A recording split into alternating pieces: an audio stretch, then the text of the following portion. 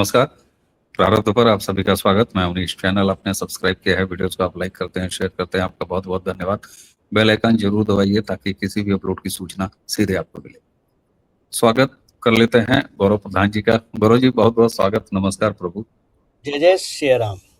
जय जय श्री राम। गौरव जी, प्रदर्शनों का मौसम चल रहा है और तरह तरह के प्रयोग हो रहे हैं। कई बार होता क्या है कि इस देश में जब चुनाव होते हैं तो कई तरह के प्रयोजन चलते हैं, कई तरह के प्रयोग चलते हैं, तो ये एक सामान्य बात है। लेकिन इस देश का चुनाव तो अभी 2029 में है।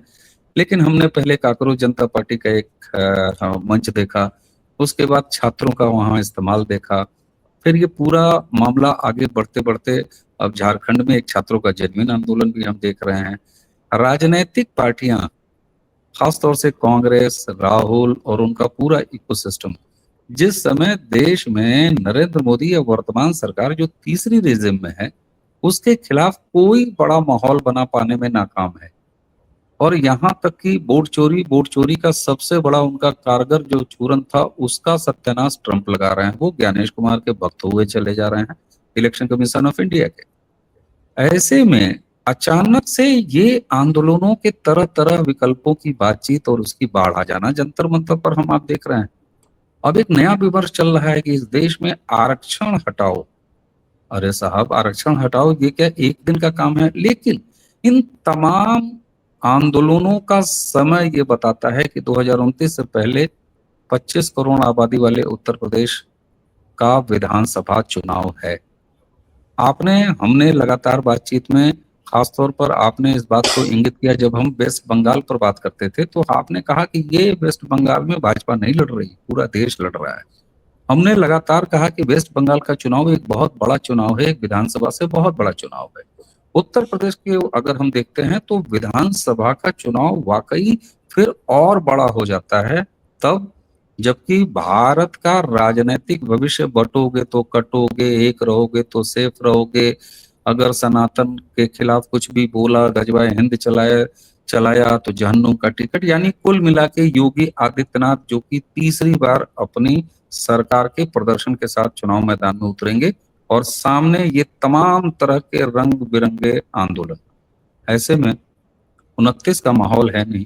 क्या ये पूरी तरह 27 और उत्तर प्रदेश के अगेंस्ट फोकस्ड, प्रायोजित और इस तरह की कोई चीज है? कैसे देखते हैं इन सारे मौसमी बटखरों को आप, गौरव जी प्लीज? अवनीश भाई, 2022 याद है आपको? यूपी चुनाव। बिल्कुल याद है, बिल्कुल याद है। हम किसके पीछे गए थे? किसको एक्सपोज करा था हमने?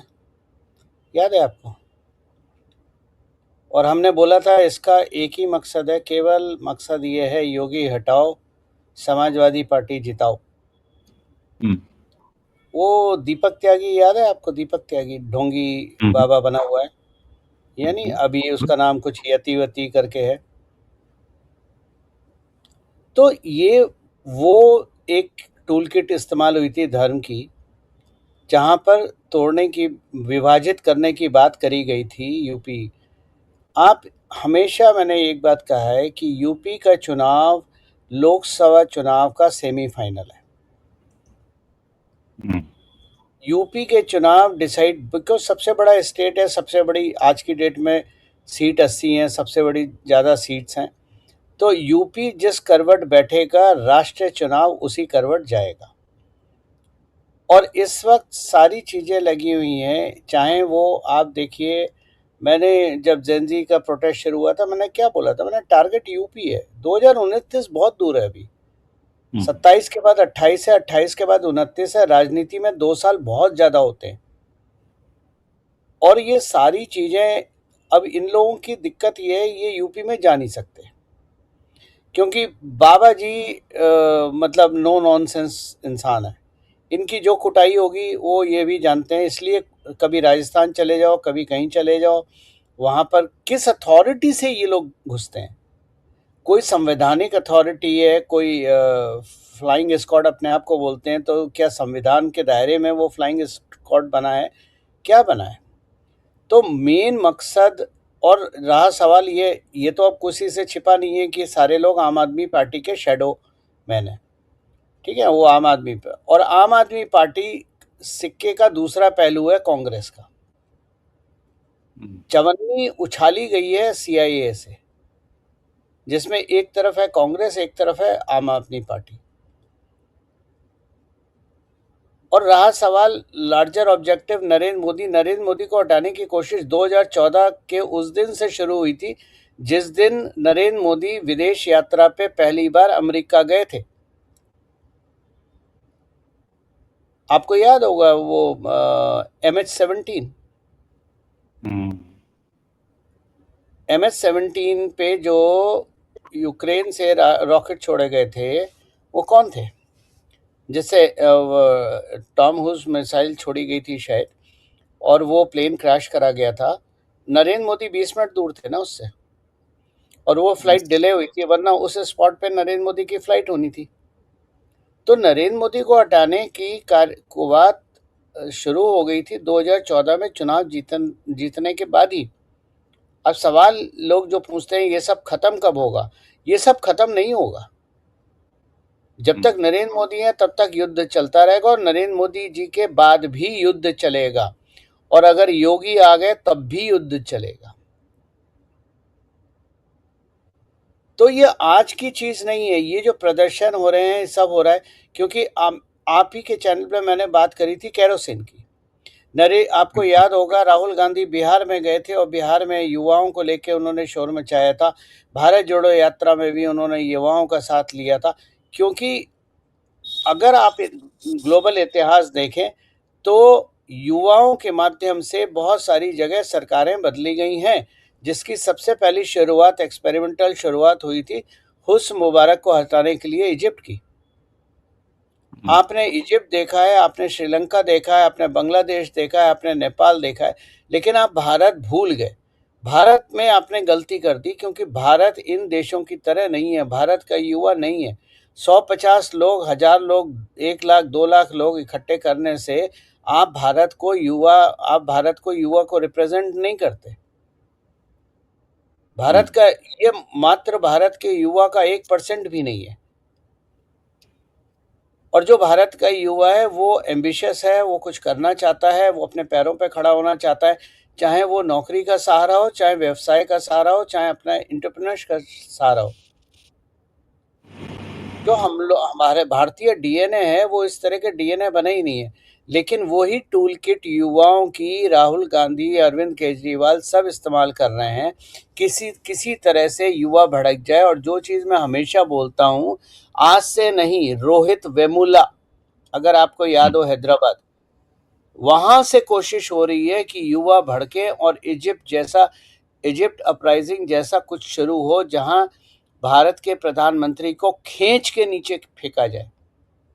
हटाने की बात नहीं कह रहा हूं, खींच के नीचे फेंका जाए।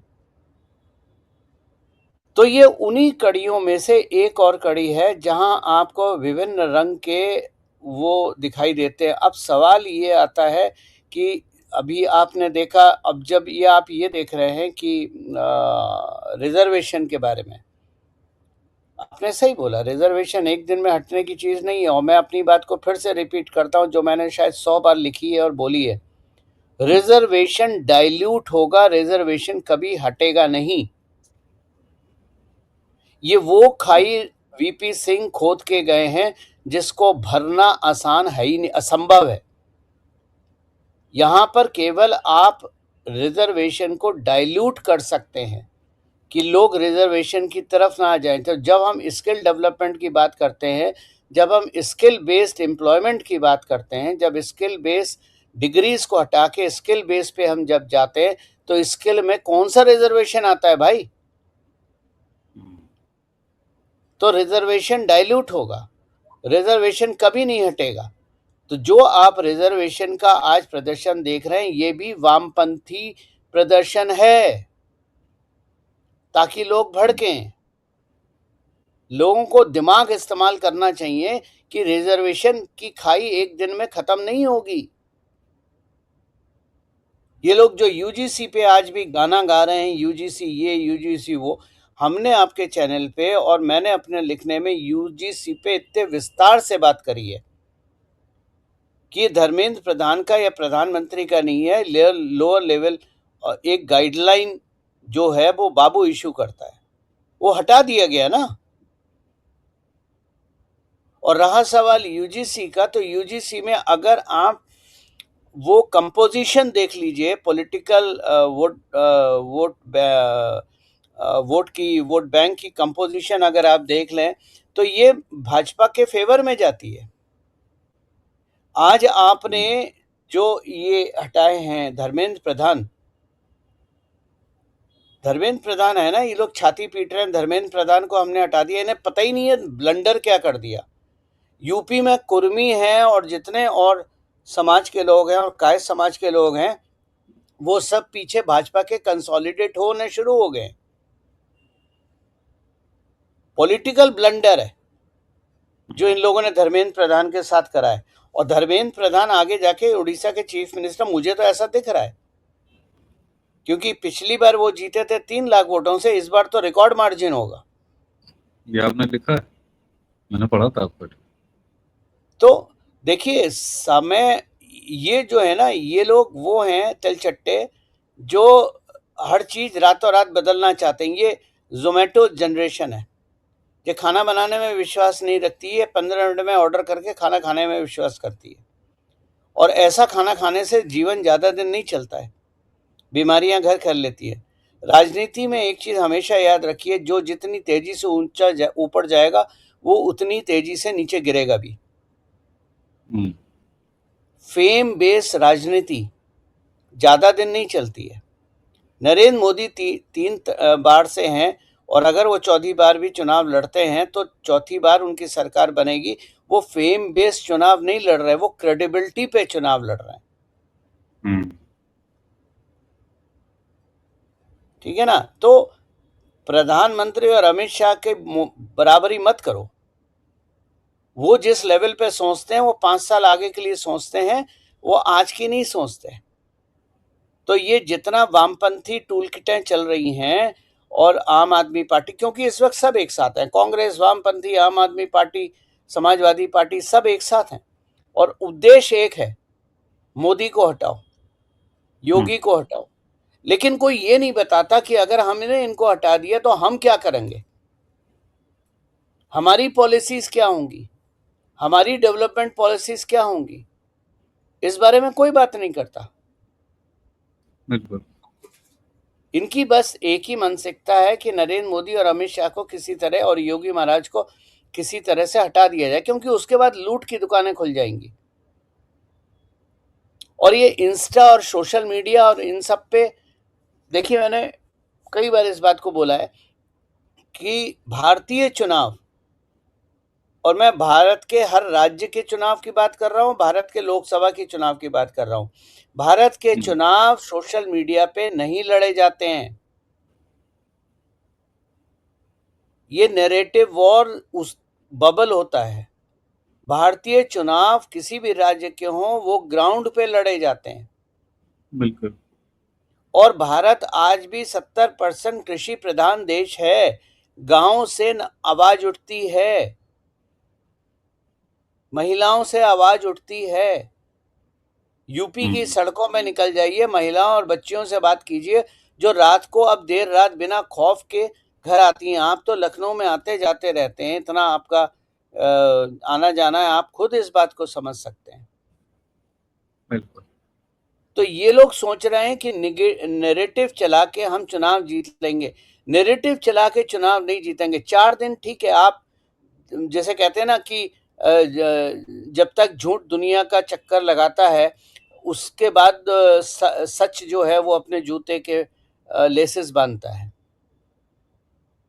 लेकिन झूठ का अंत होता है, बबल को बस्ट होता है। 4 दिन, 5 दिन, 6 दिन, 1 हफ्ता आपने नैरेटिव चला लिया, उसके बाद जब सच आना शुरू होगा तो आपने देखा कि जो जंतर मंतर पे ये तिलचट्टों का ड्रामा हुआ था, ये भी बड़ा हाई फाई ड्रामा बना।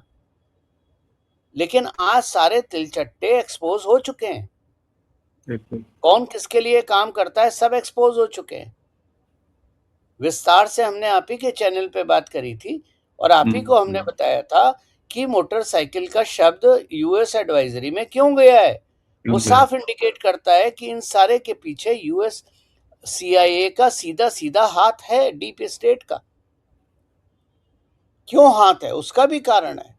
पहली चीज, नरेंद्र मोदी कृषि और डेयरी को अमेरिका के लिए नहीं खोल रहे हैं एफटीए में, वो सबसे बड़ा प्रॉब्लम है। अमेरिकन हथियार नहीं खरीद रहे, वो दूसरी सबसे बड़ी प्रॉब्लम है। अमेरिका की दवाइयां नहीं ले रहे, वो तीसरी सबसे बड़ी प्रॉब्लम है। और उसकी शुरुआत हुई थी कोविड में, जब फाइजर को ये बोल दिया था कि आप अपने टेस्ट भारतीय टेस्ट एनवायरनमेंट में टेस्ट करके हमें रिपोर्ट दीजिए, उसके बाद हम फाइजर को अलाउ करेंगे।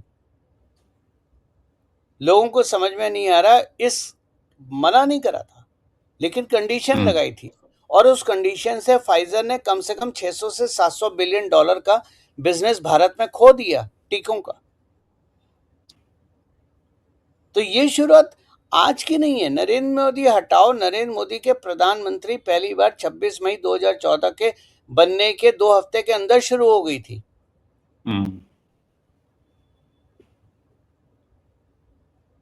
राइट। सो ये जितना कुछ हो रहा है अभी, ये सब यूपी के लिए हो रहा है। लेकिन यूपी की जो इक्वेशन है, जो परमुटेशन कॉम्बिनेशन है, वो नैरेटिव से ज्यादा बड़ी है। तो चाहे वो यूजीसी हो, चाहे रिजर्वेशन की बात हो, चाहे तिलचट्टों की बात हो, ये सब मुंह की खाएंगे यूपी में। अच्छा, एक चीज ये देखी गई, आपने बड़े साफ तौर पर कहा कि चाहे तिलचट्टों का तो आइडियोलॉजिकल कहाँ बेस है, ये तो अब जग जाहिर है, उसमें कोई पहचानना ही नहीं है। मैं खास तौर से जंतर मंतर पर जो रिजर्वेशन हटाओ की बात है, ये तो एक इतना बड़ा विषय है कि आपने उसे कहा कि लेफ्टिस्ट एजेंडा है। बिल्कुल, ये एक ऐसे समय पर करना जबकि उत्तर प्रदेश का चुनाव सामने है, और क्या अब जो विपक्ष है वो मोदी के आगे के जो उसके लिए खतरे हैं, जैसे योगी आदित्यनाथ, वो राष्ट्रीय राजनीति में अगर आगे बढ़ते हैं तो ये अभी से उनका आकलन है। इसीलिए 29 से पहले नरेंद्र मोदी को हटाओ, वो तो छोड़ दो, वो तो चलता ही रहेगा, 2014 से चलेगा, लेकिन जरा इनको, योगी को भी रोक के रख लो। और ऐसे में ये लोग कहते हैं कि हम आरक्षण हटाओ आंदोलन वाले जितने भी हैं, वो कहते हैं कि नहीं साहब, हम तो हनुमान चालीसा गा रहे हैं, हम तो राष्ट्रवादी लोग हैं, हमसे तो हमारी सरकार को कोई खतरा ही नहीं है, नरेंद्र मोदी हमारे अभिभावक हैं। तो नरेंद्र मोदी यदि आपके अभिभावक हैं तो एन यूपी चुनाव के मौके पर क्या ये 10 दिन 15 दिन के आंदोलन से खत्म होने वाला मामला है? और पहली चीज, दूसरी चीज ये कि आप जब ये कहते हैं कि आरक्षण डाइल्यूट होगा, तो क्या ये वही आरक्षण की समीक्षा वाली स्थिति है जिसमें जातियों के अंदर जो रिजर्वेशन से आच्छादित हैं, जिन्होंने फायदे उठा लिए हैं, उनको क्रीमी लेयर में डालना, और इस तरफ एक समाधान आगे बढ़ना चाहिए, बजाय इसके कि हम सड़क पर उतर गए और कहते हैं कि नहीं आरक्षण हटाओ, आरक्षण हटाओ।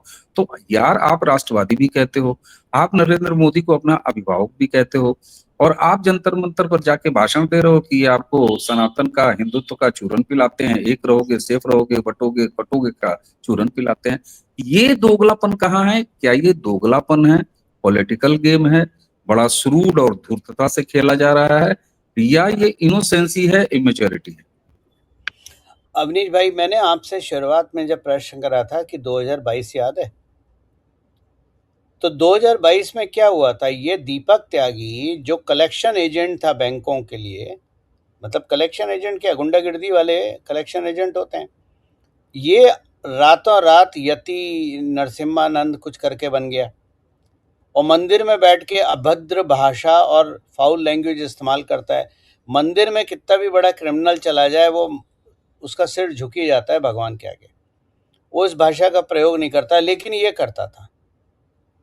यति नरसिम्हानंद, जो भी नाम है इसका, ये क्या करता था? इसके स्कूल हैं जिसमें ज़्यादातर मुसलमान हैं, लेकिन ये मुसलमानों को गालियां देता था। और यूपी चुनाव के रनअप में 6 महीने 7 महीने जो भी रनअप रहा, और आपको पता है मैंने आपको डेट दी थी किसी चैनल पे, आपके साथ नहीं था लेकिन किसी चैनल पे मैंने डेट दी थी कि यूपी चुनाव के हफ्ते 2 हफ्ते से पहले ये जेल में जाएगा। क्या था, हिंदू क्या कर रहे थे, हिंदू इसके पीछे खड़े हो गए थे। किसके अगेंस्ट खड़े हुए थे, योगी महाराज के अगेंस्ट खड़े हुए थे ना। बिल्कुल। तो समाजवादी पार्टी को सपोर्ट कर रहा था। आज वो जो शंकराचार्य बना घूमता रहता है ढोंगी, वो क्या है, वो तो खुलेआम अब समाजवादी पार्टी का हो गया है। पहले तो छिपा छिपा घूमता था, अब खुलेआम हो गया है। तो जिसके शंकराचार्य पे सुप्रीम कोर्ट ने रोक लगा रखी है कि वो शंकराचार्य नहीं है। तो देखिए, जो सिद्ध पुरुष होते हैं ना, वो बदतमीजी की भाषा का इस्तेमाल नहीं करते हैं। जो सिद्ध पुरुष होते हैं वो बड़े ग्राउंडेड होते हैं, शांत होते हैं, समझाते हैं लोगों को। वो इस बात पे नहीं लड़ते कि आपने मेरे को सर क्यों बोल दिया, महाराज क्यों नहीं बोला। आ रही है बात समझ में? तो इस वक्त यति को तो मैंने खत्म करा हूं, मैं उसका क्रेडिट लेता हूं, ठीक है। पूरे भारत में सबसे ज्यादा गालियां मैं ही खाता हूं, लेकिन यति और सुब्रमण्यम स्वामी को खत्म करने का पूरा क्रेडिट मेरा है, उसको कोई छीन नहीं सकता। बधाई। और ये जो शंकराचार्य बने बैठे हैं और ये रिजर्वेशन वाले, इनमें हैं कौन, हिंदू ही है ना।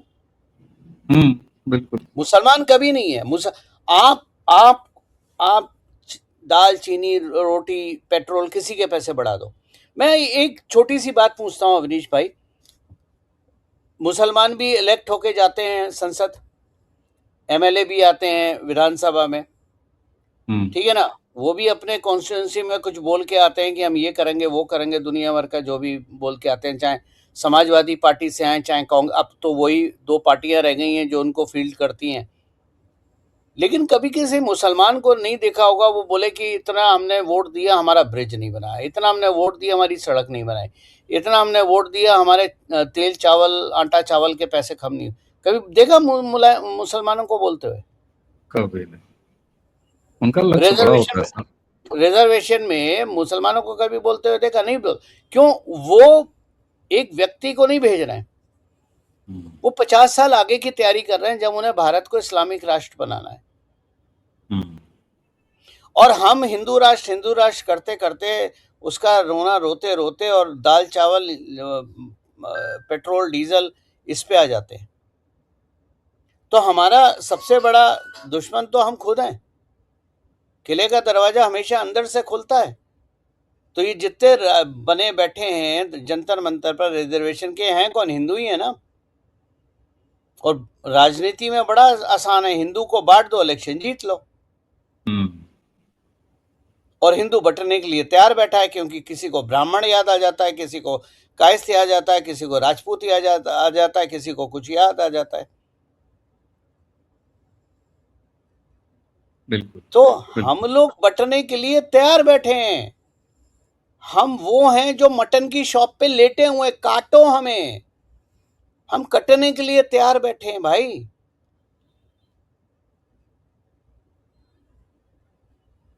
आज राहुल गांधी को रिजर्वेशन याद आ रहा है, अरविंद केजरीवाल को रिजर्वेशन याद आ रहा है।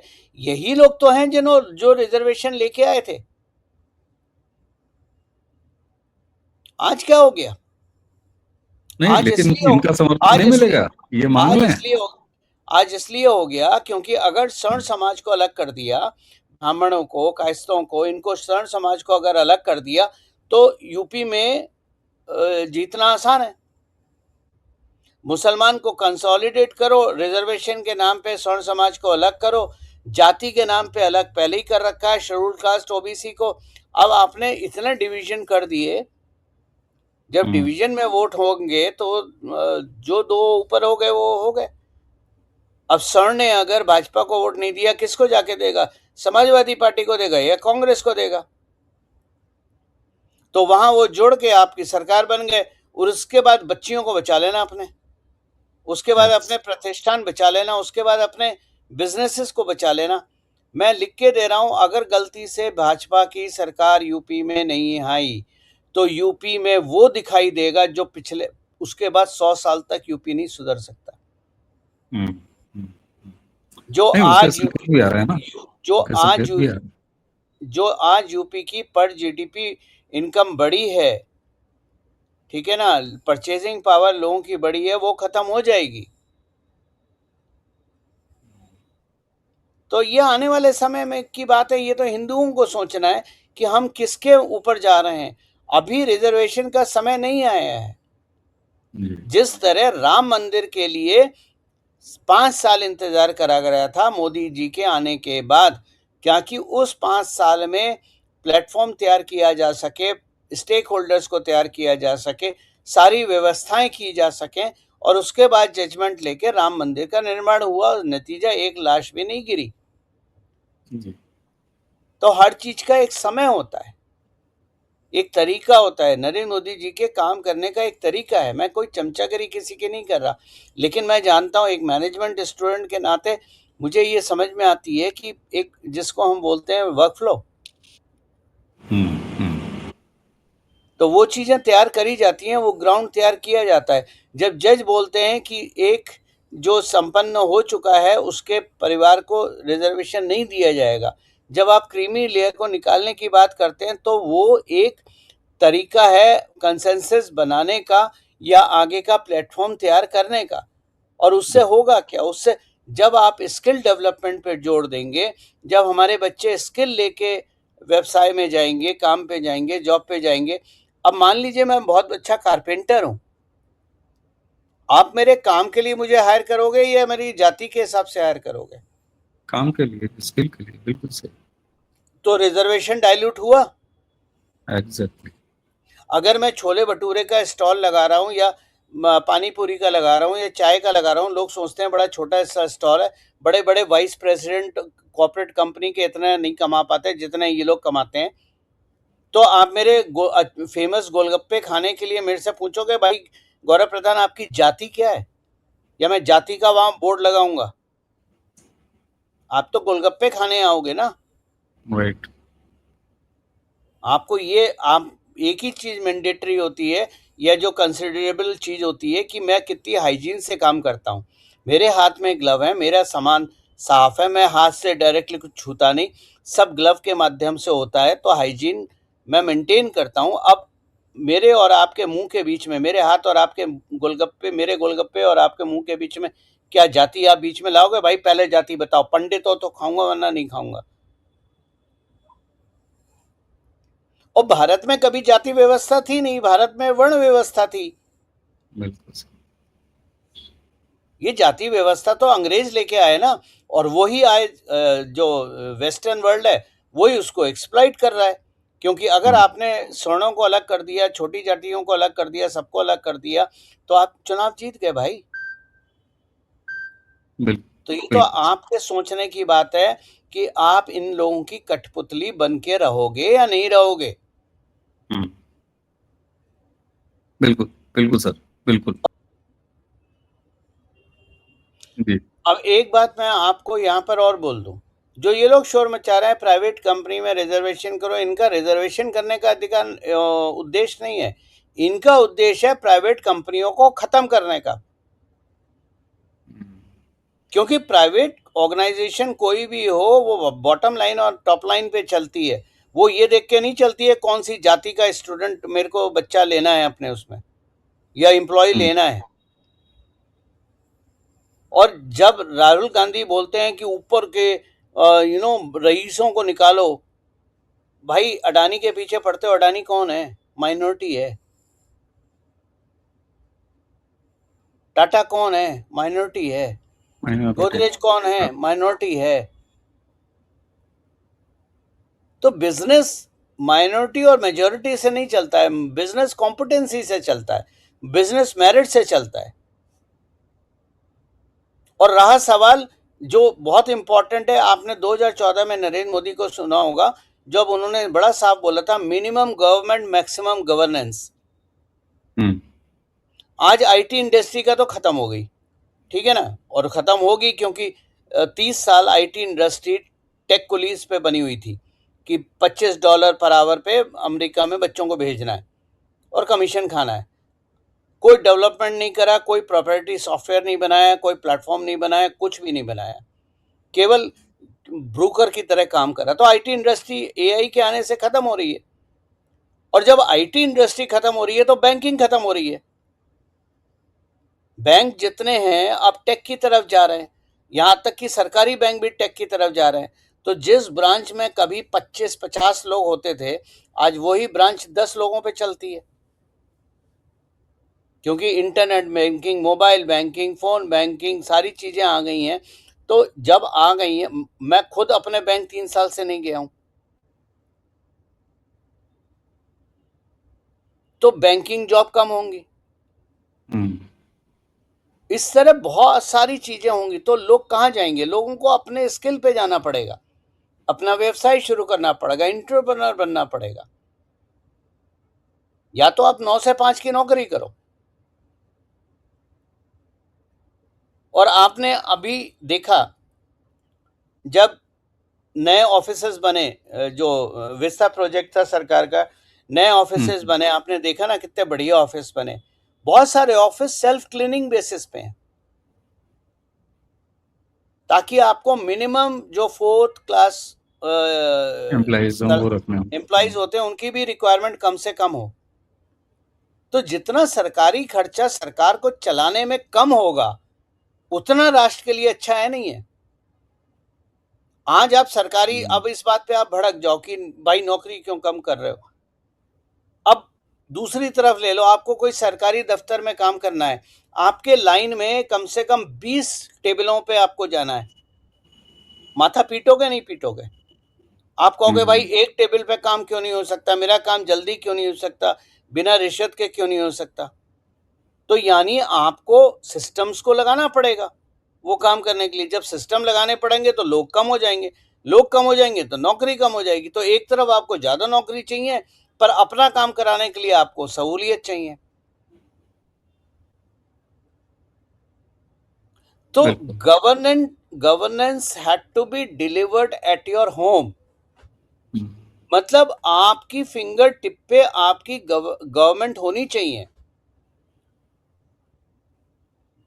मुझे बर्थ सर्टिफिकेट चाहिए, मुझे डेथ सर्टिफिकेट चाहिए, मुझे 50 चीजें और चाहिए जो मेरे लिए जरूरी हैं, वो मेरे लिए सारी सिस्टम पे होनी चाहिए। तब गवर्नमेंट अच्छी होती है। और जब ये चीजें सिस्टम पे होंगी, यानी कहीं ना कहीं ऑटोमेटेड वर्क फ्लो होगा। जब ऑटोमेटेड वर्क फ्लो होगा, उसको ऑटोमेटेड वर्क फ्लो को एआई कंट्रोल करेगा, तो आपके काम करने के तरीके कम होंगे, मतलब एम्प्लॉय लिस्ट कम होगी नहीं होगी? बिल्कुल होगी, बिल्कुल। तो जब वो सारी चीजें कम हो जाएंगी तो रिजर्वेशन का महत्व कहाँ रहेगा भाई? बिल्कुल, कौन सा महत्व रहेगा?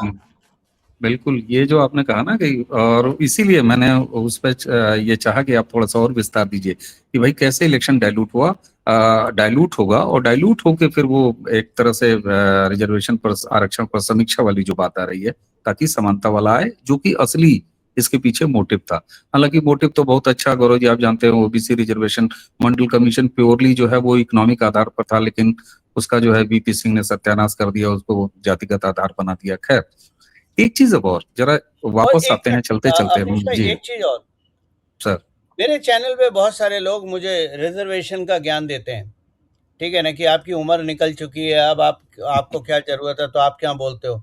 बेटा, जब तुम्हारे माता पिता का विवाह भी नहीं हुआ था ना, तब रिजर्वेशन का पहला प्रोटेस्ट मैंने करा था। मैंने अरे लाठी खाई है मंडल कमीशन ने, लाठियां खाई हैं। आज जो सबसे फेमस केस है गोस्वामी का आत्मदाह, भारत का पहला आत्मदाह, उस गोस्वामी को जलते हुए मैंने अपनी आंखों से देखा है। और मैंने पुलिस की जिप्सी से कम्बल लेके भागा था गोस्वामी को कवर करने के लिए, ताकि वो बच जाएं। ये आपने पिछली चर्चा में भी बताया था।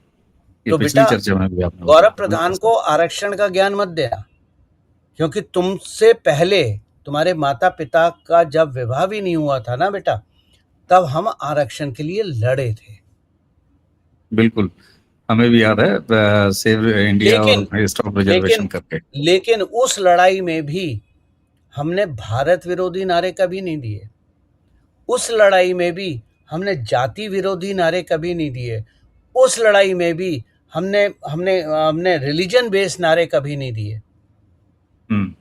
खैर, ये तो इस वाले में भी नहीं है, और यहाँ पर हनुमान चालीसा देखने को मिल रहा है। नहीं, अवनीश भाई यही आप गलती कर रहे हैं। यहाँ है, यहाँ बिना बोले है वो चीज, अच्छा, दबे हुए हैं। यहाँ सवर्ण दिखाए जा रहे हैं। कुछ चीजें ऑप्टिक्स में बोली नहीं जाती हैं, दिखाई जाती हैं। नहीं, यहाँ वो वो तो चीज है। दिखाई जा, यहाँ वो फ्रैक्शन क्रिएट करा जा रहा है। यहाँ पूरी रूप से शोर मचा के जाति बोली जा रही है। ये बात समझिए। बिल्कुल, और इसीलिए मैं जरा इसको फिर से योगी आदित्यनाथ के सामने ले आ रहा हूँ। कारण ये कि अब बहुत सारा, देखिए, मैं ये नहीं कहता हूँ कि मोदी के बाद कौन होगा, भाई भाजपा वाले जाने। हम लोग क्या जानते थे कि मोदी आने वाले हैं? भाई मोदी आए, लगा कि हाँ इनका कार्यक्रम है, देखा गया कि नहीं गुजरात के हैं, बड़ा सफल प्रोग्राम है, तो हम लोग भी जुड़ गए। योगी से भी वही खतरा नजर आने लगा है क्या? आप अपने आप को अलग कर लीजिए, आपकी मर्जी, लेकिन हम जानते थे 2009 में कि 2014 में नरेंद्र मोदी भारत के प्रधानमंत्री बनेंगे, और हम ये भी जानते हैं कि एक दिन योगी महाराज भी बनेंगे। ठीक है, लेकिन जो आपका प्रश्न है वो एक चीज बड़ी साफ कर देते हैं कि भारत में एक लीडरशिप लिस्ट है। ठीक है, जो लीडरशिप लिस्ट फॉलो करी जाएगी, और उस हिसाब से कांग्रेस के आने के कोई चांस नहीं है, ये आप लिख के रख लीजिए। अनलेस एंड अनटिल कुछ भारत में राइट्स वगैरह भयंकर हो जाएं, जिसकी कोशिश पिछले 10 सालों से हो रही है। वो तो जा रही है, तो दिखाई देती ठीक है है ना, बार कि बार। भारत किसी तरह से जले। जो कैरोसिन शब्द राहुल गांधी ने इस्तेमाल करा था, वो पूरे भारत को राइट्स में झोंकने का इंडिकेशन ही था। ठीक है, तो और कई बार बहुत सारे मित्रगण हमारे बोलते हैं हर सोशल मीडिया पे, क्योंकि कुछ कभी कभी मौका मिलता है तो हम भी पढ़ लेते हैं, तो वो ये बोलते हैं कि योगी महाराज आएंगे तो वो बुलडोजर चला देंगे। मेरे पढ़े लिखे गंवारों, बहुत सोच के शब्द का इस्तेमाल कर रहा हूं, पढ़े लिखे गंवारों, कभी संविधान भी उठा के पढ़ लेना। राहुल गांधी की तरह संविधान हिलाना मत। केंद्र सरकार की सबसे बड़ी, प्रधानमंत्री कोई भी हो, प्रधानमंत्री की सबसे बड़ी वीकनेस होती है लॉ एंड ऑर्डर। राइट। क्योंकि law and order state subject है, इसलिए योगी महाराज, क्योंकि वो डायरेक्टली रिस्पॉन्सिबल हैं, चाहे योगी हो चाहे और कोई भी चीफ मिनिस्टर हो, अगर वो बुलडोजर का इस्तेमाल करते हैं तो बिकॉज लॉ एंड ऑर्डर उनके हाथ में है। जब योगी महाराज दिल्ली आएंगे ना, तो बुलडोजर लखनऊ छोड़ना पड़ेगा उन्हें। वो लखनऊ से बुलडोजर लेके नहीं आ सकते। ये हार्ड फैक्ट, इसको ये समझते बहुत नहीं बड़ा है, हार्ड समझना फैक्ट है, ये आप लोग समझ लीजिए। आप लोग जितना उछलते हैं, देखिए जीवन में उछलने से कुछ नहीं मिलता है। शांत मन से समझिए बात को। भारत एक फेडरल नेशन है। यहाँ पर बहुत सारे सब्जेक्ट कॉन्करेंट हैं, बहुत सारे सब्जेक्ट स्टेट डिफाइंड है, और बहुत सारे ऐसे सब्जेक्ट हैं जिसमें पावर मतलब कोई इमरजेंसी सिचुएशन में पावर सेंटर को ट्रांसफर हो जाती है, लेकिन जब इमरजेंसी सिचुएशन खत्म होती है तो वो पावर वापस स्टेट में आ जाती है, जिसका नतीजा आप देख चुके हैं, जिसको कहते हैं फार्म लॉ प्रोटेस्ट। कोविड में हुआ था, वो इमरजेंसी सिचुएशन थी। राइट, सो अच्छी बात है, आप लोग लिखते हैं, अपना ओपिनियन देते हैं। इस देश में ओपिनियन देना सबसे आसान है आज के टाइम में। मुफ्त का इंटरनेट, चोरी का मोबाइल फोन, ओपिनियन दे दो। फ्री का ट्विटर, फ्री की फेसबुक, फ्री का इंस्टा, कुछ भी ओपिनियन दे। वो एक 42 साल की महिला अपने आप को जेंजी बोलती है, और बोलती है कि फौजियों की सैलरी हमारे टैक्स से जाती है। अबे फौजियों को सैलरी मिलने से पहले टैक्स कट चुका होता है। सही है। और आपके चैनल के माध्यम से बहुत सारे लोग देख रहे होंगे। कल भी मैंने एक कमेंट करा था किसी की पोस्ट पे, शायद जनरल ढिल्लन की पोस्ट पे कमेंट करा था। मैं वादा करता हूं, उस महिला को ये आवाज सुना देना, अगर वो 6 महीने डीबीओ पोस्ट पे पोस्ट हो जाती है नॉर्मल सर्कमस्टांसेस में, जैसे हमारे जवान रहते हैं, केवल 2 महीने के लिए, तो मैं उसे 6 महीने की सैलरी मुफ्त में दूंगा। जो भी उसकी सैलरी है, मुझे नहीं पता क्या है, वो तो उसका आईटीआर साबित करेगा, लेकिन जो भी उसकी 6 महीने की सैलरी बनती है आईटीआर के हिसाब से, वो गौरव प्रधान देगा। 2 महीने एसएसआर में निकाल के दिखा दो। एसएसआर सियाचिन की बात कर रहा हूं, केवल 2 महीने उस तरह से। और वहां ये मत बोलना कि मैं महिला हूं, मेरे को टॉयलेट सेपरेट चाहिए। जिस कंडीशन में जवान रहते हैं उस कंडीशन में रहेगा, तो तुम्हारी सारी जेंजी एक दिन में निकल जाएगी। तुम्हें पता चलेगा टैक्स की वैल्यू क्या होती है। वो जवान भी टैक्स देता है, हम भी टैक्स देते हैं, सब देते हैं। टैक्स एक व्यवस्था है, भगवान श्री राम के टाइम में भी थी। तो ये जो नए नैरेटिव गढ़े जाते हैं ना कि टैक्स फ्री कर दो, टैक्स फ्री कर दो, टैक्स फ्री कर दो, नहीं हो सकता। बिल्कुल। अवनीश भाई, तो क्या ये मान लिया जाए कि अब देश के विरोधियों को और सनातन के विरोधियों को ये एहसास हो चुका है कि नरेंद्र मोदी के बाद योगी आदित्यनाथ, और इसीलिए 27 में 29 से पहले ही इनके रथ को रोकने की तैयारी है, और उसके लिए तरह तरह के भुट्टे इकट्ठे किए जा रहे हैं, और उसमें ये तमाम आंदोलन है, आंदोलनों की जड़ी इसमें और बढ़ता हुआ कुछ और देख रहे हैं आप, क्योंकि 27 में भी अभी समय है, महीनों का समय है। अवनीश भाई, एक बात याद रखिए, गुजरात दंगे हुए थे ना 2002 में, गोधरा के बाद हुए थे। कभी सोचा गुजरात दंगे हुए क्यों थे? गुजरात दंगे हुए थे कि नरेंद्र मोदी को किसी तरह से, नरेंद्र मोदी और अमित शाह को हटा दिया जाए, पॉलिटिकल मैप से हटा दिया जाए, पॉलिटिकली बर्बाद कर दिया जाए।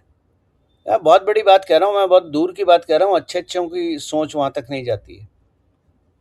और इस काम को करने के लिए, और ये चीज पब्लिक में भी आ चुकी है, जो गोधरा वाले थे जिन्होंने ट्रेन जलाई थी, सबके कनेक्शन अहमद पटेल से थे। अहमद पटेल वो राजनीति का सितारा ही कहूंगा मैं, क्योंकि राजनीतिक रूप से बात कर रहा हूं, और ऐसे लोगों की, चाहे वे विरोधी हों, उनके दिमाग की दाद देनी चाहिए। अहमद पटेल और दिग्विजय सिंह कांग्रेस के वो धुरंधर हैं जिनको पहले ही से एहसास हो जाता है, या राजनीतिक रूप से समझ लेते हैं कि ऊंट किस करवट बैठेगा। अहमद पटेल जानते थे कि अगर नरेंद्र मोदी सफल हो गया, अगर नरेंद्र मोदी गुजरात में सफल हो गए, तो देश का प्रधानमंत्री बनने से कोई नहीं रोक सकता। और अगर देश का प्रधानमंत्री बन गए तो कांग्रेस को खत्म होने से कोई नहीं रोक सकता। तो ये उनकी प्लानिंग आज की नहीं है। अगर आप आज देख रहे हैं, ये राहुल गांधी वगैरह तो बच्चे हैं राजनीतिक रूप से। ये तो वो है जो वो लोग फेंकने वाले बम होते हैं ना, दिवाली पे हम जो फेंकते हैं, जब वो फर्श गड्ढा से हो जाता टकराते है। हैं, हाँ, गड्ढा हो जाता है फर्श ना, से जैसे टकराते हैं लहसुन। तब बचते हैं। तो ये हमारे राहुल यहाँ गांधी लहसुन को बम कहते थे। हमारे यहाँ लहसुन है। बम कहते थे, पता नहीं आपके यहाँ हाँ क्या कहते थे, हाँ, हमारे यहाँ लहसुन लहसुन बम ही है, लहसुन। लहसुन बम बोलते हैं। तो वो लहसुन बम वाले उसको हैं, राहुल गांधी वो हैं। ऐसे फूंक के मारते थे। हाँ, ये अहमद पटेल जो है ना, ये सुतली बम थे, ओ, जहां लगानी पड़ती थी आग। वो ही ये लोग पढ़ चुके हैं योगी जी के बारे में। ऐसा नहीं योगी जी की कोशिशें हुई नहीं है हटाने की, हर तरफ से हुई हैं और हो रही हैं। लेकिन दिक्कत यह है कि law and order Yogi ji के हाथ में है। इसलिए इनमें से किसी की भी, आम आदमी पार्टी और ये तिलचट्टे, ये सारी जगह नाटक कर लें, लेकिन ये यूपी में नाटक नहीं कर पाएंगे। इनकी वो सुताई होगी कि इनको याद आ जाएगा कि यूपी में योगी महाराज है। राकेश टिकैत दुनिया घूम आता है, यूपी यूपी नहीं यूपी की जाता है, लखनऊ की तरफ रुख नहीं करता। यूपी नहीं जाता है। संजय सिंह एक बार पहुंच गए थे, देख लिया क्या हो गया। नाम भी नहीं लेते योगी का। तो 3 लोग हैं जिनसे इनका खौफ है, और वो 3 लोग हैं नरेंद्र मोदी, अमित शाह और योगी महाराज। ये इनका खौफ है। और यही इनकी कोशिश है, ये तीन हट जाए तो राजनीति, फिर तो भाजपा भी कांग्रेस है। अगर ये तीन लोग हट जाएं, भाई भाजपा के जो मंत्री जी हैं वो तो 2013 से प्रधानमंत्री बनने की लाइन में लगे हुए हैं ना। अवनीश भाई, इथेनॉल पे हम ही ने बात करी थी ना आपसे। बिल्कुल। क्या बोला था मैंने? शुगर के बारे में बोला था ना। दिखाई दे रहा है रिजल्ट। आज शुगर के रेट बढ़ गए ना, वही हुआ ना जो हमने बोला था। तो देखिए, आप इन तीन लोगों को हटा दीजिए ना, 5 मिनट नहीं लगेंगे भाजपा को कांग्रेस बनने में। बिल्कुल, ये तो समझ में आती चीजें, और शायद यही वजह है कि देश के जो राष्ट्रवादी मतदाता हैं और राष्ट्रवादी समाज है, वो ये तो कहता है कि साहब नहीं ठीक है, शिकायतें हैं, कमियां हैं, अभी और काम बाकी हैं, लेकिन काम यही करेंगे, ये भी उनको भरोसा है। इसलिए हमें उम्मीद है कि हमें धीरज रखना चाहिए। बड़े सवाल भी नरेंद्र मोदी के रहते ही, चाहे वो हर घर शौचालय हो, चाहे सबको अन्न हो, वहां से लेके अगर आरक्षण की समीक्षा जैसा कठिन सवाल भी उठना है, 370 जैसा कठिन सवाल भी हल होना है, राम मंदिर जैसा कठिन लड़ाई भी जीत के और उसका भी संपन्न हो जाना है, तो मुझे लगता है कि हमें धीरज रखना होगा देखिए और अवनीश भाई, नेगेटिव कौन है उनको पहचानना होगा। देखिए अवनीश भाई, हम भी राष्ट्रवादी हैं, सही लेकिन है। हमें भी जहां चीजें गलत दिखती हैं हम बोलते हैं। बोलेंगे, बिल्कुल बोलेंगे सर, इतिहास क्यों नहीं गवाह है कि बोलेंगे। हमने प्रकाश जावड़ेकर के बारे में भी गलत, मतलब हमने बोला था, चिन्हित बिल्कुल। किया था। हमने बिल्कुल। रविशंकर प्रसाद को भी चिन्हित करा था, हमने राम माधव को भी चिन्हित करा था, हमने सुब्रमण्यम स्वामी को भी चिन्हित करा, और हमने नितिन गडकरी जी को भी चिन्हित करा। हमें इथेनॉल से दिक्कत नहीं है, लेकिन इथेनॉल का जो प्रोसेस है उससे दिक्कत है। आपने बड़े आप विस्तार से बातचीत किया, बहुत आप विस्तार से सीधे, बताया। मतलब वही बात हुई ना यार, किसी बंदे ने बियर हाँ, पी नहीं है और उसके सामने नीट विस्की ला के रख दो, उलट जाएगा, गिर जाएगा वो तो बेचारा। वहीं उलट जाएगा। वही हाल यहाँ है कि आपने ना एकदम। टैंक बनाया, ना ट्रांसपोर्टेशन बनाया, ना पाइपलाइंस बनाई, ना एयर टाइट करा, उसे कुछ करा। आपने बोला गाड़ी में तेल भर दो एथेनॉल वाला। बिल्कुल, बड़े विस्तार की बातचीत है दर्शकों। वो वीडियो लिंक इस डिस्क्रिप्शन के सबसे ऊपर रहेगा। बड़ी लंबी और बड़े विस्तार से गौरव जी ने एथेनॉल पर बोला है, उसको जरूर देखिएगा। आज की चर्चा हमें एक उम्मीद मिनट है कि अवनीश जी भाई, जी अवनीश भाई, जी सर। टेक्निकल मैंने मंजरी जी के शो में बोला था, आपके शो में नहीं बोला था, आप बहुत बिजी हाँ, थे उस समय। हमारे यहाँ ड्यू हो गया था, हमारे यहाँ ड्यू रह गया था, उसका पहला जो एपिसोड था जहां से हम आगे, तो हम उस पर भी बात करेंगे, एक बार और रिपीट करेंगे उस पर। बहुत सारी विस्तार की जरूरत है, तो उसको जरूर देखिएगा दर्शकों। और हमें उम्मीद है कि इस समय जो कुछ भी हो रहा है, राजनीतिक रूप से, सांस्कृतिक रूप से, भारत के वर्तमान और भारत के भविष्य के रूप से, उस पे सारे बिंदुओं को हमने कवर किया है। और आपको ये भरोसा होना चाहिए कि चाहे वो जंतर मंतर का आरक्षण हो, चाहे झारखंड का हो, चाहे जंतर मंतर पर सीजेपी का हो, चाहे अच्छा हो चाहे बुरा हो, हम किसी विषय को डिस्कस करने से बचते नहीं, ना आगे बचेंगे। दर्शक, हमें उम्मीद है कि आज की ये चर्चा आपको बहुत कुछ सार्थक देके जाएगी। अगर ऐसा हो तो इस वीडियो को जरूर शेयर कीजिएगा। चैनल को आपने सब्सक्राइब करके स्नेह दिया है, बहुत बहुत धन्यवाद। वीडियोस को लाइक करते रहिए, शेयर करते रहिए, बेल आइकन जरूर दबाइए, ताकि गौरव जी जब अगली चर्चा प्रारब्ध पर करें तो उसकी नोटिफिकेशन आपको मिले। गौरव जी, एक बार फिर आपको बहुत बहुत धन्यवाद। दर्शकों, इसी के साथ मुझे यानी अवनीश और गौरव प्रधान जी, हम दोनों को आज्ञा दीजिए। नमस्कार, प्रणाम, जय जय श्री आपको राम। प्रणाम। सर, जय जय श्री राम। जय जय श्री राम।